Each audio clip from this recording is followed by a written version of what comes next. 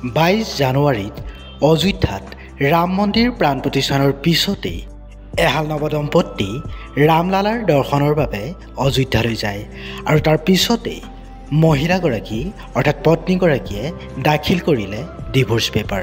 ঘটনাৰ সবিশেষ জানিলে হয়তো আপুনিও আচৰিত হ'ব, গতিকে অনুগ্ৰহ কৰি ভিডিঅ'টো শেষলৈকে চাই থাকিব।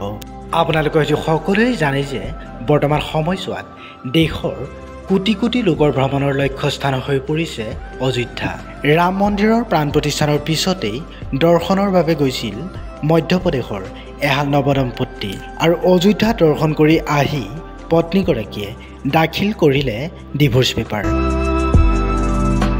বাতৰি অনুসৰি এই মহিলাগৰাকীক স্বামীয়ে প্ৰতিশ্ৰুতি দিছিল হনিমুনৰ বাবে গোৱালৈ যোৱাৰ কথা, কিন্তু তাৰ পৰিৱৰ্তে স্বামীয়ে মহিলাগৰাকীক অযোধ্যা আৰু বাৰাণসীলৈ লৈ যায় আৰু তাৰ পিছতেই দম্পতীহাল ভ্ৰমণৰ পৰা উভতি অহাৰ 10 দিন পিছত বিবাহ বিচ্ছেদৰ গোচৰ তৰে।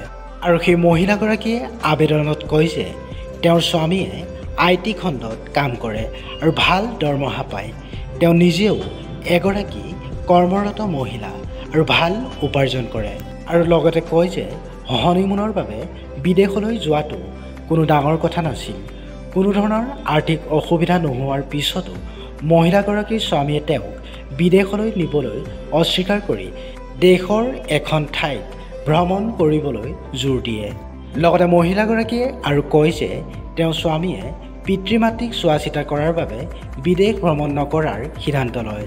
আটাইতকৈ দুখৰ কথা এইটোৱেই যে স্বামীয়ে বিদেশ ভ্ৰমণৰ প্ৰতিশ্ৰুতি দিও অযোধ্যা আৰু বাৰাণসীলৈ মনে মনে বিমানৰ টিকট বুকিং কৰিছিল আৰু এই কথা গম পাইছিল পত্নীয়ে এদিন পূৰ্বে।